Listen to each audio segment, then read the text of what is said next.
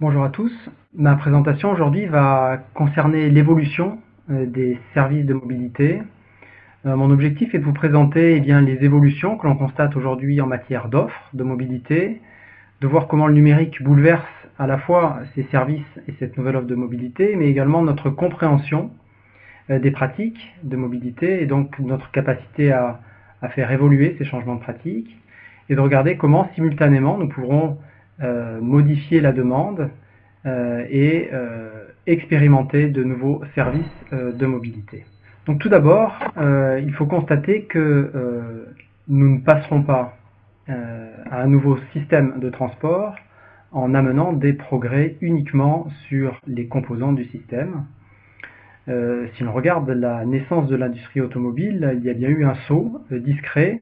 On n'a pas fait évoluer la calèche, mais on a bien fait naître une nouvelle industrie automobile, en même temps qu'une nouvelle industrie pétrolière et une nouvelle industrie des pneumatiques par exemple. Il s'agit donc de penser ici au même niveau de changement, et ce que l'on peut observer, c'est que l'intégration et l'agrégation des différents modes de transport pourrait permettre de réaliser une troisième voie de transport après les transports collectifs publics et des véhicules personnels individuels possédés. Et c'est cette troisième voie de transport que je propose de décrire aujourd'hui et d'identifier également les principaux verrous. Tout d'abord, un petit retour dans le passé. Nous sommes en 1968. Le véhicule électrique serviciel existe déjà. Ford propose la Ford Commuta que l'on pourrait prendre à la périphérie de la ville sans être obligé de l'acheter. L'œuf de Paul Larzin, c'est considéré comme un objet ménager, simple et léger, et des véhicules électriques sont déjà capables de faire 250 km sans recharger la batterie. Donc qu'est-ce qui a changé depuis? Eh bien, ce qu'on peut observer, c'est qu'il y a une explosion des modes de transport, la création de nombreuses niches, à la fois du transport particulier ou du service public, de l'individuel au collectif, et donc une complexification pour le gestionnaire ou l'opérateur. Et en même temps, le numérique rassemble ces différentes offres pour les intégrer et proposer une expérience de plus en plus satisfaisante, de plus en plus intégrée, et abaisse donc les barrières à l'expérimentation de cette nouvelle offre de mobilité. Notre vision est ici d'amplifier ces changements de comportement en complément des progrès technologiques sur les véhicules, puis dans un deuxième temps de soutenir le développement de véhicules dédiés, conçus pour des services, car nous pourrons les faire plus légers, plus efficaces, et ils renforceront également l'attrait pour ces services de mobilité. Et cette intégration doit être extrêmement simple pour l'usager. On a donc d'une part intégration-simplification pour l'usager et intégration-complexification pour les opérateurs. Schématiquement, on poursuit d'une part l'évolution tendancielle, je suis l'automobile, par des compléments, des implémentations de nouvelles technologies sur les objets, puis une autre filière, je suis mobile, qui appelle là une palette d'objets très différents, hybrides, et qui seront utilisés sous forme servicielle. On est là dans l'économie de la fonctionnalité. Ce qu'on peut observer, c'est que ces multimodalités peuvent être très rapides à pénétrer en matière de changement de la demande quand elles sont bien mises en œuvre. Ici, l'exemple de 3 villes suisses. On peut voir que la part des multimodaux est en croissance dans tous les cas, que les automobilistes exclusifs sont en réduction, et que par contre la vitesse d'augmentation est différente, et elle diffère en fonction du territoire et des modes, des solutions qui ont été utilisées dans les différentes villes, comme en matière de stationnement, en matière d'urbanisme, en matière de transport public, en matière de transport ferré par exemple. Et on voit bien ici l'importance de mener également du côté de l'autorité organisatrice une évolution vers une approche intégrée pour devenir une autorité organisatrice des mobilités. Et donc si on schématise le premier niveau où l'on est aujourd'hui, la mobilité 1.0, centrée sur l'économie de l'objet, dans une approche top-down, qui a conduit à se centrer sur le moteur à combustion interne pétrole, et à vendre des véhicules les mêmes à des particuliers, à des professionnels. Et bien cet écosystème, n'a pas permis aujourd'hui de faire pénétrer en masse d'autres énergies, dont l'électricité. Et il est proposé le chemin suivant pour y parvenir. Tout d'abord, de développer des assistants personnels de mobilité que l'on connaît déjà, notre téléphone portable, notre smartphone, d'expérimenter une palette complète de services de mobilité porte-à-porte. Eh bien, ces deux éléments déjà nous ouvrent l'économie de la fonctionnalité, dont on a vu juste avant des éléments, des objets qui pourraient la composer, dans une approche à la fois top-down et bottom-up, qui ouvre d'autres énergies, dont l'électricité, avec un cahier des charges des objets qui peut être revu, et des véhicules qui pourraient être, dans certains cas, uniquement vendus à des professionnels. Et de ces deux barrières, on va dire, deux autres sont à rajouter. La gouvernance intégrée des mobilités ou immobilités, c'est la notion d'autorité organisatrice, et également l'ouverture des données, donc la question de l'open data pour avoir une approche intégrée, multimodale, et couvrir tous les modes de transport. Donc nous avons plusieurs postes d'innovation pour construire un nouveau système de mobilité. Ils sont au nombre de 4. La capacité à expérimenter dans des territoires pour que les usagers expérimentent, s'approprient les solutions et co-conçoivent ces dispositifs. La mise à disposition de nombreuses données publiques permettant de construire de nouveaux outils. La mise en œuvre de nouvelles structures de gouvernance, elles aussi multimodales, dans le but de piloter et d'optimiser le système complet, et également la synchronisation de plusieurs compétences, de nombreuses industries et d'acteurs très différents. Et dans ce paysage-là, la donnée vient jouer un rôle crucial, on l'a vu, c'est un des verrous. Cette carte représente le territoire de Chicago, c'est la carte classique pour penser les transports, on regarde des infrastructures routières, des emplacements, et c'est celle-là qu'on utilise pour placer des lignes de bus ou des stations d'énergie. À droite, cette fois-ci, cette carte, le même territoire, c'est la carte du vivant, du mobile. Elle représente l'activité numérique de la population à un instant donné. À la minute d'après, elle aura probablement changé. Le numérique permet d'accéder à un niveau de connaissance du vivant, des usages, des comportements, des pratiques.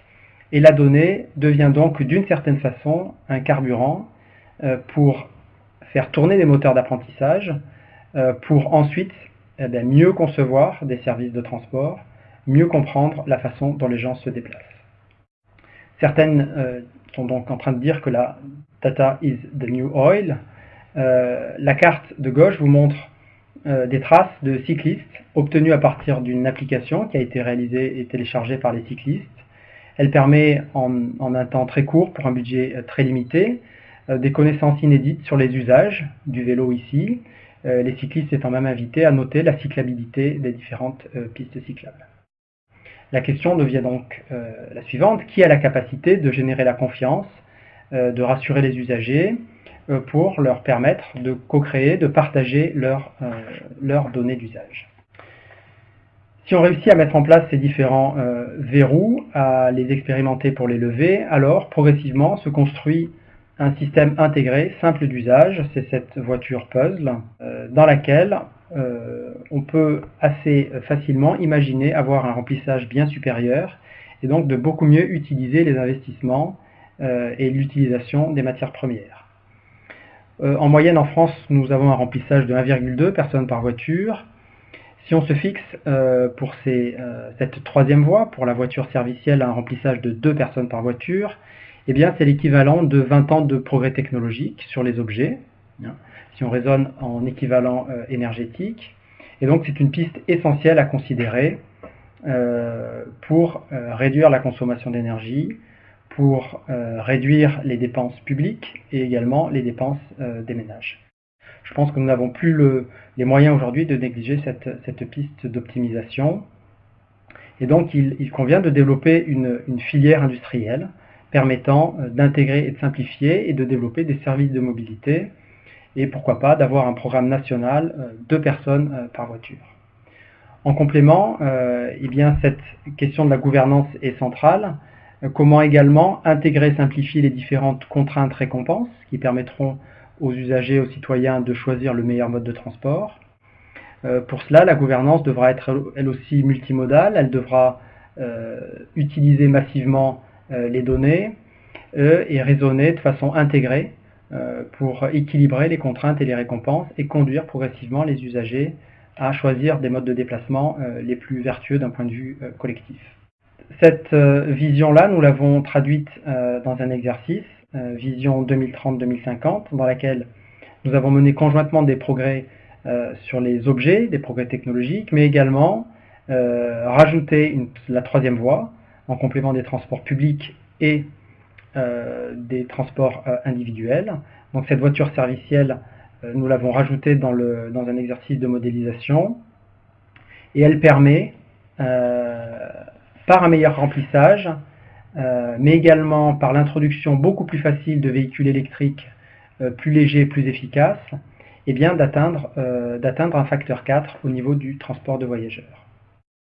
En résumé, ce schéma présente d'une part les mécanismes qui sont en train de se mettre en place pour les citoyens, simplification des différents usages multimodaux, accès à des connaissances en matière de transport, comment les gens se déplacent, mise en œuvre d'aides, d'incitatifs au changement, et puis de partage de ces données pour créer, le petit symbole au centre, une nouvelle forme d'intelligence collective, des données partagées sur les usages, qui permettront de mieux concevoir, à droite, des systèmes de transport basés sur la connaissance des usages réels.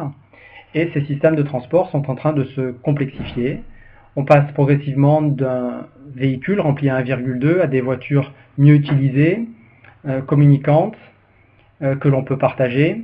On sort donc de la possession exclusive de son automobile. On conçoit des petits véhicules conçus uniquement pour des usages urbains et donc beaucoup plus efficaces. Et puis on complexifie encore vers la totalité des services intégrés.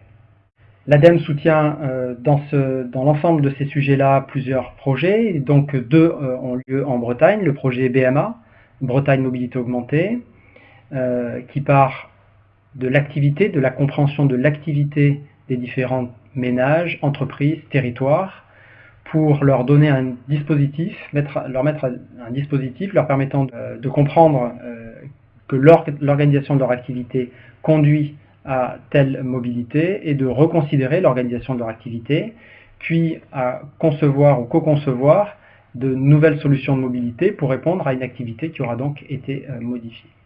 BMA a lieu dans 18 démonstrateurs en Bretagne. C'est un projet très ambitieux qui fait du territoire breton un laboratoire vivant en matière de mobilité.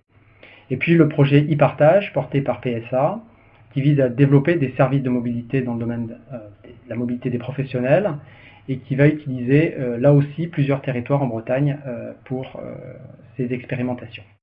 En synthèse, ce qu'il faut donc retenir, c'est qu'on a véritablement une mutation de l'objet au service et que ceci doit être vu comme étant une chance pour les citoyens, pour les territoires et pour les entreprises.